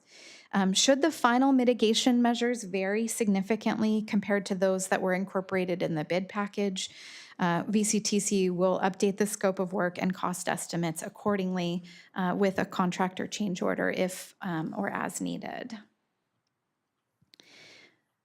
So in order to facilitate a competitive bidding environment, VCTC's construction management consultant assisted us with pre-marketing for the project to help build interest in this project.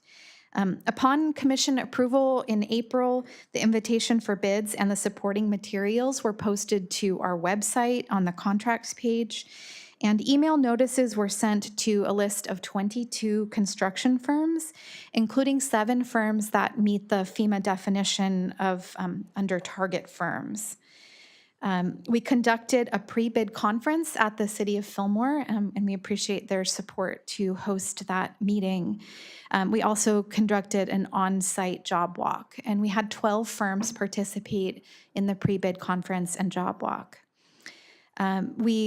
During the course of the invitation for bids period, we posted response to questions 4 times and published 3 addenda to clarify the bid specifications and requirements.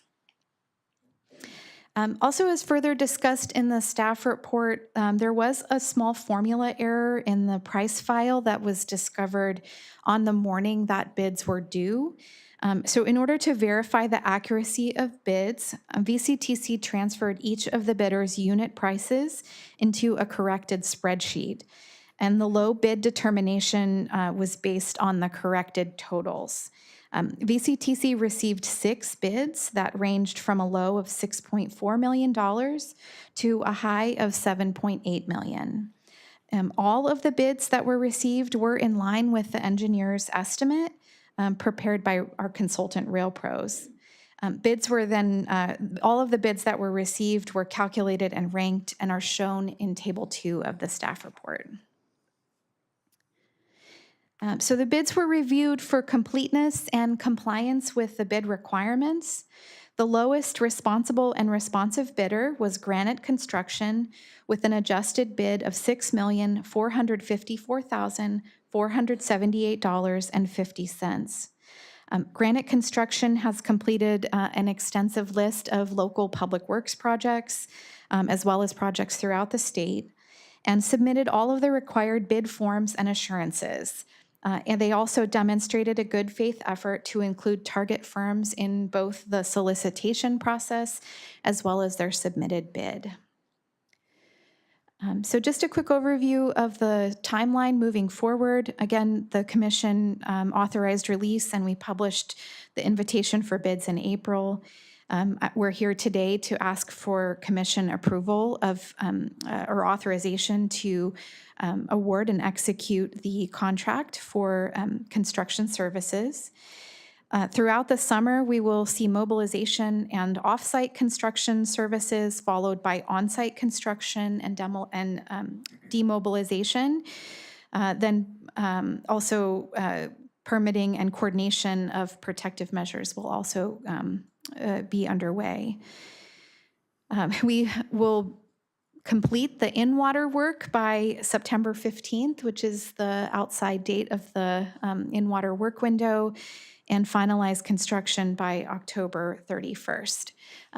The deadline for FEMA to complete work is actually October 13th. So based on this construction schedule, we will be requesting from FEMA and Cal OES a short-term extension to the deadline to complete work, but only by about 2 or 3 weeks. So our staff recommendation is to authorize the executive director to finalize and execute an agreement with the lowest responsible and responsive bidder, Granite Construction, for contractor services to repair the Sespe Creek Overflow Railroad Bridge in an amount not to exceed $6,454,782.50, with a 10% contingency of $645,487.25 for a total contract amount not to exceed of $7,100,260.75. So with that, I'd be happy to try to answer any questions that you might have. Thank you. We have to open this for public comment, correct? I would recommend that you do so since it's an action item. Okay. So I'll do that at this time. I'll open up the hearing for public comment. So if anybody from the public wishes to speak on this matter, please fill out a card. If we have any cards filled out. Nope. No public comment cards at this time. All right. Seeing none, then we'll just close the public hearing and I'll go back to the commissioners. Commissioners, any questions or comments? Oh, go ahead, Bob. Thank you, Chair. And thanks for all the hard work, Amanda. It's been an interesting couple of years here. It's nice to see we're coming sort of toward the end of the tunnel, so to speak. In terms of the emergency authorizations and stuff, that we're still going to apply any applicable environmental issues and everything. It doesn't circumvent that, is that correct? That is correct. We will continue to follow all of the best management practices, all of the county's water diversion requirements. It will all be done in consultation with regulatory agencies, with oversight by on-site biological monitors. One of the first tasks for the contractor in working with our construction management firm and our design team will be to finalize that water diversion plan, which will be designed to avoid any potential impacts to aquatic species. So all of the care will be applied to protecting the environment throughout the project. Thank you. And it'll be nice to get this finally reconnected, the two sections reconnected. Yes, thank you. Go ahead. Commissioner Brogy. Well, first, I just want to say thank you very much, Amanda, for all the hard work you've put into this. I appreciate the support from VCTC and the commission in the last, how many years are we talking now? No, 2. Seems a lot longer. But just a couple of things, and I can certainly run this by Martin, but I'd love to have you come out and just speak to the community at one of our council meetings. I get questioned on this on a regular basis, and updating the status, and I certainly will report back at our next council meeting myself, but it'd be great to have you just come in and do a presentation at some point in time. Thank you. I would be more than happy to. That would be great. I'd appreciate that. And then I just had one other question. I know, we had the 2023 initial damage done, and then followed by the 2024. Can you just elaborate just a little bit more on how the whole FEMA aspect of it worked? I mean, we had FEMA on board moving forward after 2023, and then lo and behold, 2024 hits us, and we're kind of back to square one again. And I'm just want to clarify for my own mind how that you resolve that issue. Sure. So we have had 2 declared disasters that affected this project. The first was the 4683, and the second being 4769. We were initially looking at having to account for the costs of the initial damage under the first disaster and then the subsequent damage under the second disaster. In working with our program delivery and task force lead support from FEMA, we were able to get FEMA to shift all of the costs to the second disaster, to 4769, for this bridge project. So we're thankfully only needing to work under one disaster.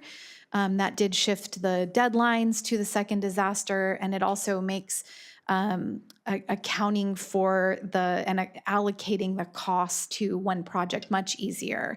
It would have been much more complicated to allocate them across the two different projects. So we do have it in writing from FEMA that all of our costs will be shifted to that second disaster. Thank you. Good. Commissioner Andergren. Thanks.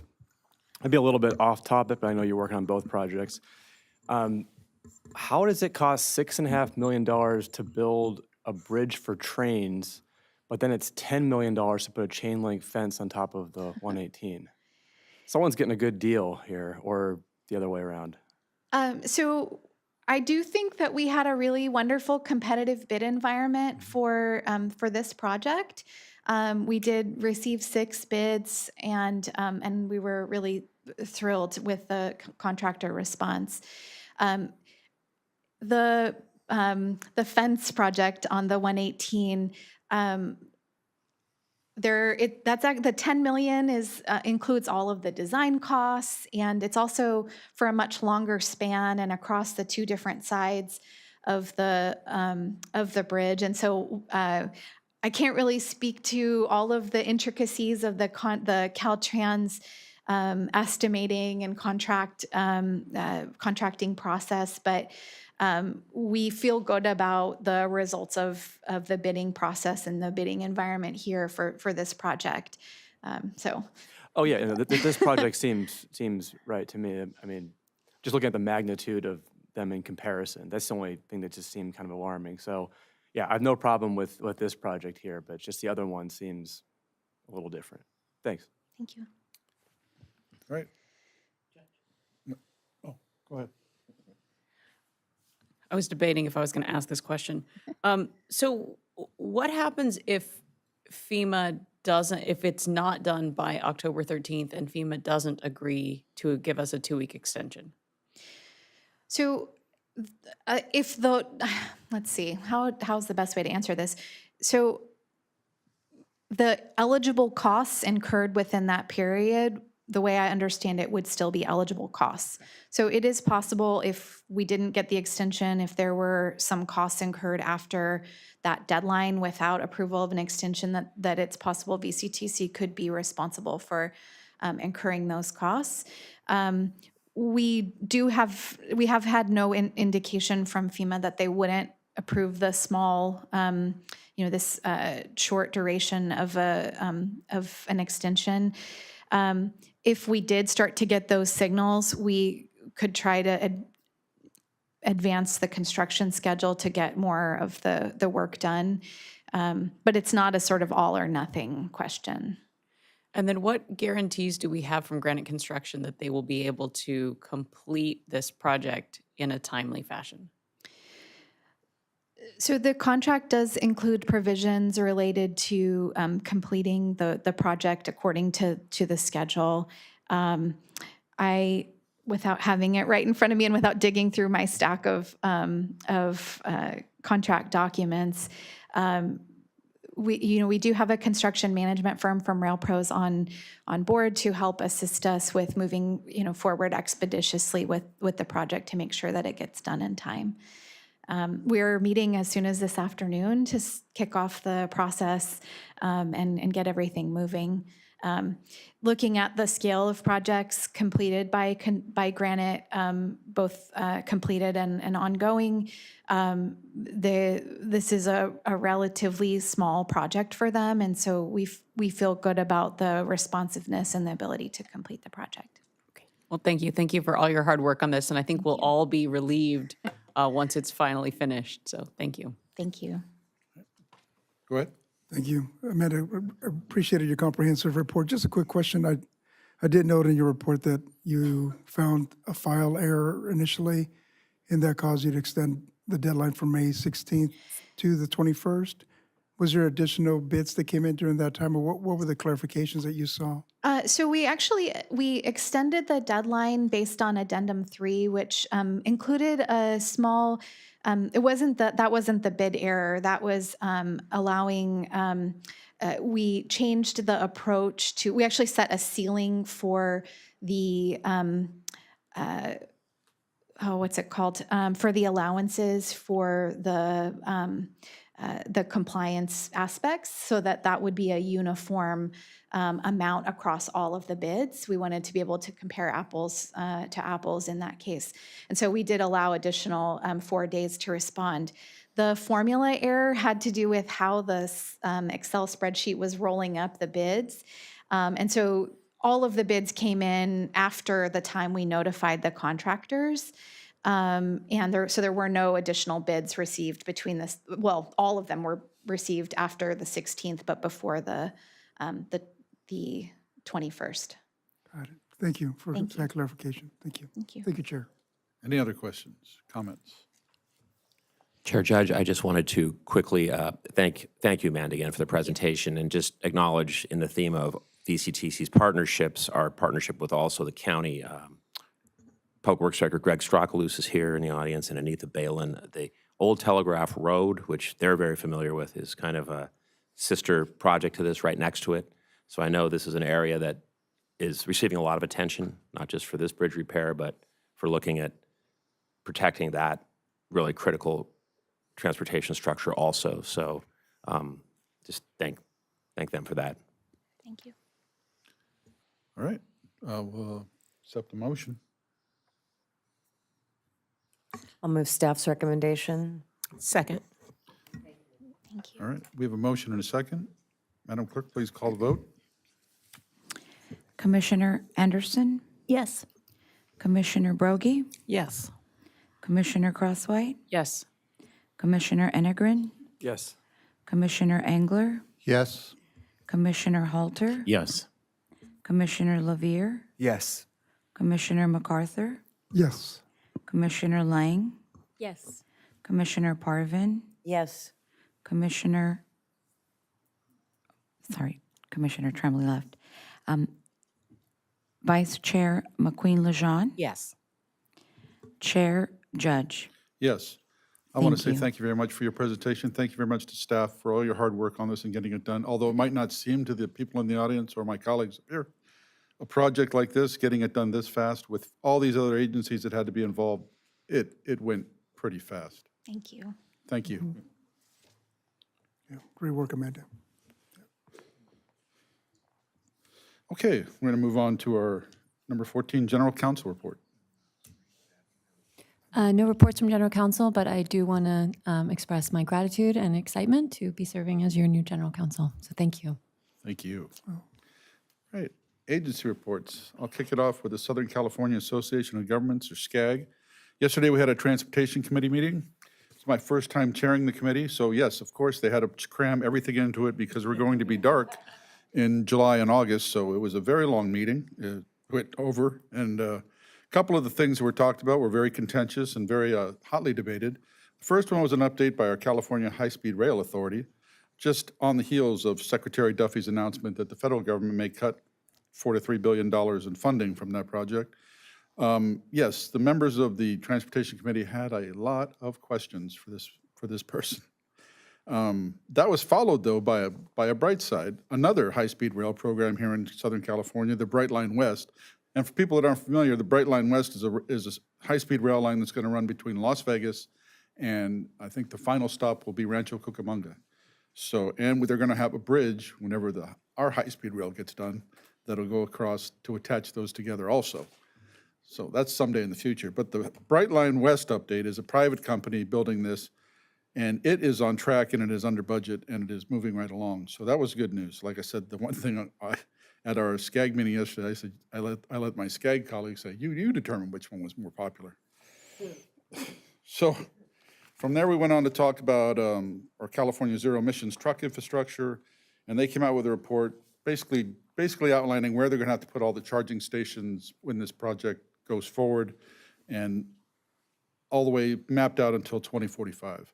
Those are the big things we talked about during that meeting. And again, like I mentioned, we're going to be dark. SCAG will be dark in July and August, so my next report will be in September. Okay. Wait a second. Would our second vice president like to say anything about SCAG? I'll just add that on the Energy and the Environment Committee meeting, we had a presentation. There is a water white paper that they're working on.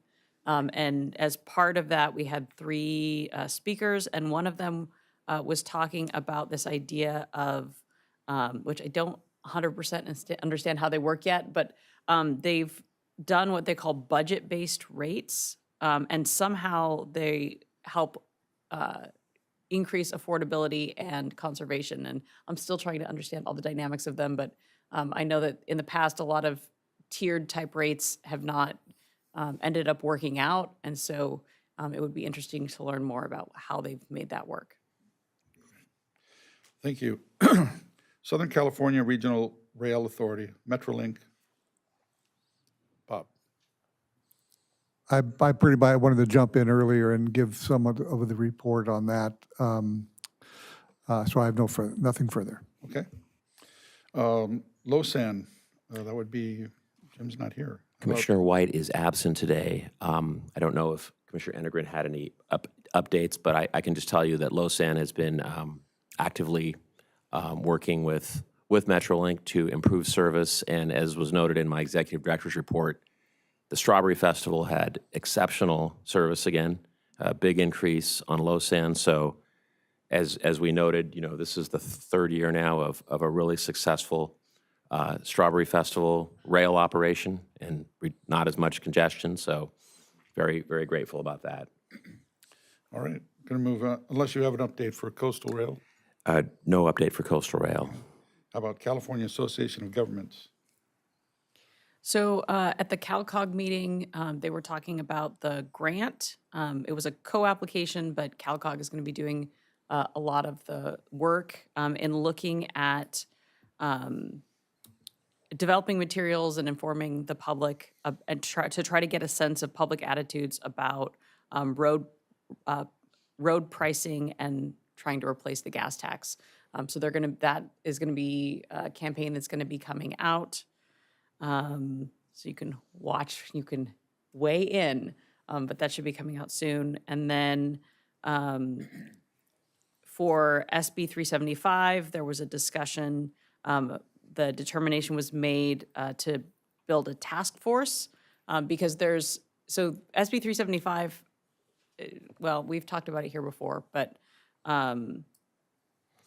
there are differences in opinion between the larger metropolitan planning organizations and the smaller metropolitan planning organizations around how that should be modified or gotten rid of, or, there's differing opinions. And so they're going to build a task force to try to come to a consensus, at least on the areas where folks can come to a consensus.